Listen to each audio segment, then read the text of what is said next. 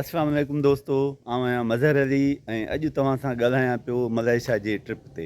आउं कुझु ॾींहंनि खां हिते मलेशिया में आहियां ऐं हिते काफ़ी शयूं एक्सप्लोर कयूं आहिनि, काफ़ी शयूं ॾिठियूं आहिनि। इदारनि में बि वियो आहियां, हितां जे ऑफिशियल सां बि मिलियो आहियां, हेड्स ऑफ डिपार्टमेंट सां बि मिलियो आहियां ऐं हितां जी सिटीज़न लाइफ बि ॾिठी आहे, हितां जे माण्हुनि सां बि ॻाल्हायो आहे, हितां जे मार्केट्स में बि वियो आहियां। मलेशिया खे एक्सप्लोर करण जी कोशिशि कई आहे, हितां जे ॻोठनि में बि वियो आहियां, ॿियनि वॾनि शहरनि में बि वियो आहियां। इलाही शयूं ॾिठियूं आहिनि जेके मां तव्हां सां वंडण पियो चाहियां, तव्हांखे ॿुधाइण पियो चाहियां। दोस्तो, मलेशिया जा दर तव्हां सभिनी लाइ खुलियल आहिनि। तव्हां पाण में सिर्फ़ु हिमत पैदा कयो। तव्हां पढ़णु था चाहियो, हिते तमामु घणियूं स्कॉलरशिप्स आहिनि। तव्हां को बिज़नेस करणु था चाहियो, वापारु करणु था चाहियो, हिते तमामु घणियूं अपॉर्चुनिटीज़ आहिनि। ऐं जेकॾहिं तव्हां हिते जॉब करणु था चाहियो ऐं तव्हांजी क्वालिफिकेशन सुठी आहे त उन लाइ बि तव्हांखे अपॉर्चुनिटीज़ आहिनि। पंहिंजो माहौल ऐं हितां जे माहौल, उते जंहिं माहौल में असीं रहूं था, उतां जे माहौल ऐं हितां जे माहौल में ज़मीन आसमान जो फ़र्क़ु आहे। हिते सुकून घणो आहे, हिते मज़हबी तौर ते बि सुकून आहे, को फ़िरक़ो कोन्हे, को मसइलो कोन आहे। ख़बर बि न पवंदी त यार कोई मुस्लमान आहे, हीउ ॿुध आहे, हीउ हिंदू आहे या ॿिए कंहिं मज़हब सां आहे, का ख़बर कोन थी पए, कोई कंहिंखे छेड़े ई नथो।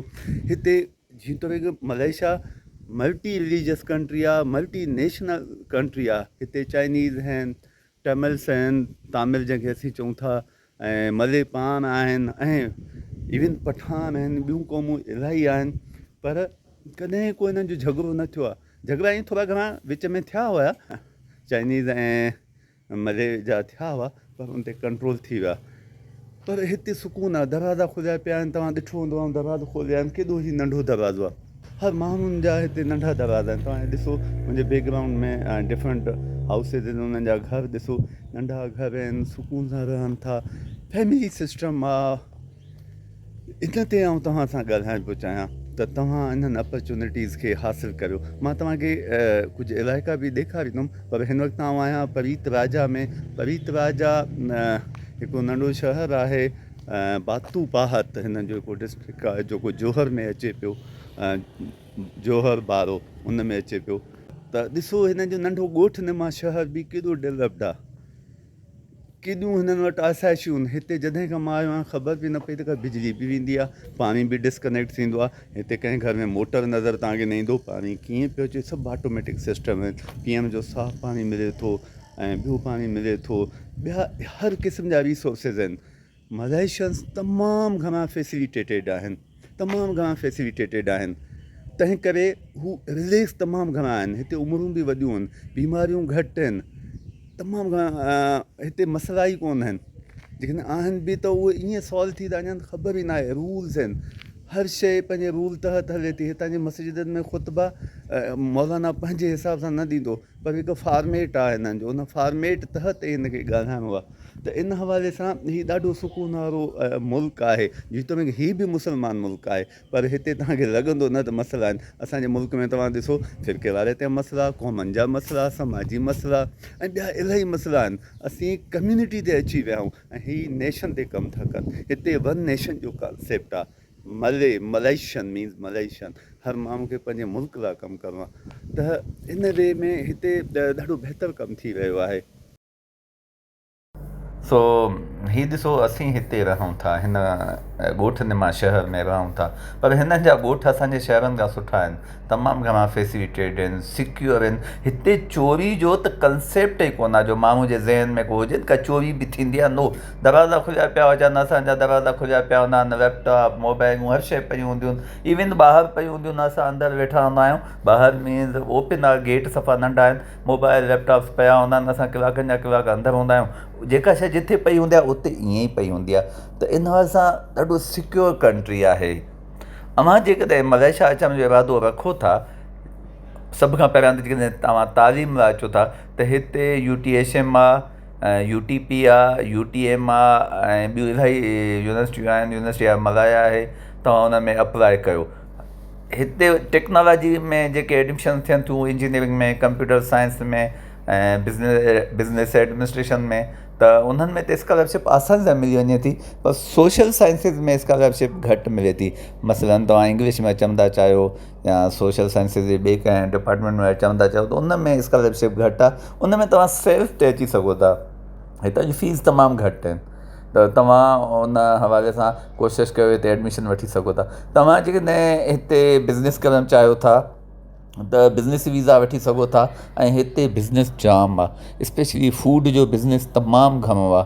फूड आहे, ॿियूं शयूं आहिनि, तमामु घणा। फूड इन लाइ जो मूं तव्हांखे ॿुधायो त मले माण्हू घर में कुकिंग न कंदा आहिनि, मतिलबु कंदा हूंदा रेयर, छाकाणि त हिते मायूं मर्द ॿई जॉब कंदा, बिज़नेस कंदा, धंधा कंदा, त हू सॼो ॾींहुं कमु कनि, त उन्हनि वटि एॾो टाइम न आहे जो अची हिते हू घर में कोई कुकिंग करे, त हू होटलिंग ई कंदा आहिनि, 3 टाइम होटलिंग ई कंदा आहिनि, हर वक़्तु ॿाहिरि कंहिं न कंहिं रेस्टोरेंट ते मानी खाईंदा आहिनि। मलेशिया जी इकोनॉमी में औरतुनि जो तमामु घणो किरदारु आहे। ईअं सम्झो त मलेशिया खे हलाइण में औरतुनि जो तमामु वॾो किरदारु आहे। हिते जेंडर डिफरेंस न आहे त हीअ मर्द आहे या औरत आहे, नो, औरत बि कोई बि कमु करे सघे थी, मर्द बि कोई कमु करे सघे थो। असां वटि को ख़्यालु हूंदो आहे न त न हीअ कमु औरत नथी करे सघे, हिते इहो ख़्यालु न आहे। उहो सिक्योरिटी जो जॉब हुजे, उहो गेट खोलण जो हुजे, उहो सॉफ्ट जॉब हुजे, हार्ड जॉब हुजे, हिते औरत करे सघे थी जीअं मर्द करे सघे थो। हिते ग्रेब यानी टैक्सी औरत हलाए थी। असां वटि इहे कंसेप्ट अञा डेवलप न थिया आहिनि, त हिते जेंडर डिफरेंस ई कोन आहे। इन लाइ मलेशिया तमामु घणी तरक़ी कई आहे। हिते स्पेयर पार्ट्स जो तमामु सुठो बिज़नेस आहे। स्क्रैप जो मां हिते ॾिठो आहे त कराची में इलाही माण्हू अचनि था हितां स्क्रैप जो सामान वठी, स्पेयर पार्ट्स जो सामान वठी, ऐं हू कराची में सेल कनि था। ऐं काफ़ी हिते मूं पठाननि जा दुकान ॾिठा आहिनि जेके कपिड़े जा आहिनि, कारपेट जा आहिनि, ऐं स्पेयर पार्ट्स जा दुकान आहिनि। हू टैक्सी बि हलाइनि पिया। होटल्स तमामु घणा आहिनि, जीअं मां तव्हांखे ॿुधायो त फूड जो हिते तमामु घणो बिज़नेस आहे। हिते इन हवाले सां हिते कमु करे सघिजे थो। वर्क वीज़ा बि मिले थी, वर्क वीज़ा बि तव्हां वठी सघो था, हिते मुख़्तलिफ़ शॉप्स ते कमु करे सघो था। पर हुते बंगाली वधीक कमु कनि पिया, ऐं कुझु पठान बि कमु कनि पिया। बंगाली बि हिते तमामु घणा आहिनि। असां घटि आहियूं, सिंधी हिते घटि आहियूं। हा, सिंधी हिते जॉब में कुझु आहिनि, ऐं पढ़नि जाम था हिते, इन्हनि यूनिवर्सिटियुनि में तमामु घणो पढ़नि था, त इन हवाले सां सिंधी हिते मौजूदु आहिनि, पर बिज़नेस जे हवाले सां घटि आहिनि। हीअ तव्हांखे मस्जिद नज़र थी अचे। हाणे हीअ मस्जिद आहे, हिकु मस्जिद आहे, ॿी सुराव आहे। सुराव उहो जिथे जुमे जी नमाज़ नथी थी सघे। हिते 2 किलोमीटर में हिन जी मस्जिद आहे, उते ई अची जुमे जी नमाज़ थींदी।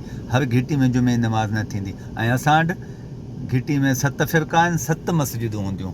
वाह वाह, हर को पंहिंजी जुमे नमाज़ पढ़ंदो। हिते ईअं आहे ई न। हाणे हीअ मस्जिद आहे न, हीअ सराउंडिंग सॼी हिते नमाज़ पढ़णु वेंदी। हा, बाक़ी जुमे खां सवाइ हू नमाज़ूं पंहिंजे घिटियुनि में, पंहिंजे मोहल्ले में पढ़ी सघनि था। मज़हब हिते जॾहिं मां ॾिठो, हिते त ॾाढो मज़हब बहितरीन रूप में आहे। हिते मज़हब जी शिकिल ई ॿी आहे। हीअ माण्हुनि जो, इंसाननि जो इलाही ख़्यालु कनि था। हाणे कल्ह का चाइनीज़ जी अहम राति हुई, चाइनीज़ जे इबादत जो ॾींहुं हो। उनजो इहो हो त उन राति 24 कलाक पंहिंजे घर खे डेकोरेट करे, ऐं ॿाहिरि वॾी बहितरीन क़िस्म जी टेबल हणी, हुन ते फ्रूट ऐं ॿियूं शयूं रखंदा आहिनि। हुननि जो कंसेप्ट इहो आहे त ख़ुदा ईंदो, ऐं जेकॾहिं असां हुनखे पसंदि अची वियासीं त उहो असांखे तमामु घणो वेल्दी कंदो, पैसा ॾींदो, ख़ुशहाल कंदो। मतिलबु कंसेप्ट ठीकु आहे। ऐं राति जो 12 वॻे हुननि एॾा फटाका छॾिया जो, पर कंहिं मले उन्हनि खे न चयो, जीतो की अक्सरियत मले जी आहे, असां मुस्लमाननि कंहिं न चयो। मज़हबी आज़ादी आहे। अहिड़ी तरह हिंदू जॾहिं होली या दीपावली मल्हाइनि था, तव्हां हैरान थी वेंदो। उन ॾींहुं टोल प्लाज़ा फ्री हूंदो आहे, ईदनि ते टोल टैक्स न वठंदा आहिनि, फ्री हूंदो आहे। माण्हुनि खे ही हैप्पी था रखनि, सिहत था ॾियनि, ऐं हिते एतिरियूं शयूं सस्तियूं आहिनि, तव्हां हैरान थी वेंदा। मतिलबु ॾिसो, हिननि लाइ त सस्तियूं आहिनि न, असां लाइ उहो महांगियूं थी सघनि थियूं। जेकॾहिं का 1 रिंगट में 2 रिंगट में शइ मिले थी त सस्ती आहे न। हाणे KFC ते मां वियुसि, उते 8 रिंगट जो बर्गर हो, असां वटि घणो आहे 500, 400, 600, त हिन लाइ त उहो सस्तो आहे न। हीअ हर माण्हू वटि 1 गाॾी, 2 गाॾियूं, 3 गाॾियूं आहिनि, छाकाणि त 100 या 200 रिंगट किस्त ॾियनि था, गाॾियूं अची थी वञनि, घर किस्तनि ते, हर शइ किस्तनि ते। गवर्नमेंट हिनखे तमामु घणो फैसिलिटेट कयो आहे, ऐं असां वटि गवर्नमेंट फैसिलिटेट नथी करे, अञा बि असां सां हालतूं थी करे। सो मुल्क ईअं तरक़ी न कंदा जेसीं ताईं उते ऑनेस्टी न हुजे, ईमानदारी न हुजे, सही हिकमरानी न हुजे, ऐं माण्हुनि में पाण में शऊर न हुजे। माण्हू डिपेंडेंट न हुजनि। असांजा माण्हू डिपेंडेंट आहिनि, सभु हुकूमत करे, भई पाण बि त कुझु कयो। कुझु अॻिते तव्हां बि त क़दम वधायो न, पाण क़दम न वधाईंदा बसि अची ग्रह वात में अचे त पोइ ईअं ई थींदो। Turn left onto Jarland Limau 9. In 100 meters. हाणे ही पवित्रा जा बेसिकली ॻोठ आहे, पर हाणे हिनखे टाउन जो दर्जो ॾिनो आहे। छा असांजा वॾा डिस्ट्रिक्ट लेवल जा शहर बि एॾा साफ़ सुथरा न आहिनि, डिसिप्लिन न आहिनि, पर पवित्रा जा हिकिड़ो टाउन आहे जिते तव्हांखे हर फैसिलिटी मिलंदी। बिजली वञण जो हिते कंसेप्ट न आहे, पाणी नथो वञे, बिजली नथी वञे, हिते धोबी घाट ऑटोमेटिक आहिनि, पार्किंग आहे, पार्क आहिनि, ईच एंड एवरीथिंग आहे। माण्हुनि खे का तकलीफ़ ई कोन आहे, ॾाढा ख़ुशि आहिनि। ही शहरी लाइफ न आहे, ही ॻोठाणी लाइफ आहे। हाणे ही ॾिसो, हेॾां ही साइड ख़ाली आहे, ही ड्राइवर चाहे त हेॾां कट करे वञी सघे थो न, जीअं असां कंदा आहियूं। थोरी जॻह मिलंदी गाॾी कट कंदासीं, न उसूल आहे, लाइन में हलंदो आहे। क्यू जा त एॾा फॉलोअर आहिनि, जिते 3 माण्हू थिया न बीहंदा, लाइन ठाहींदा। हाणे हिते इहा जॻह छो नथो वञे, छाकाणि त इहा जॻह आहे मोटर साइकिल वारनि लाइ। यार दिस इज़ लाइफ।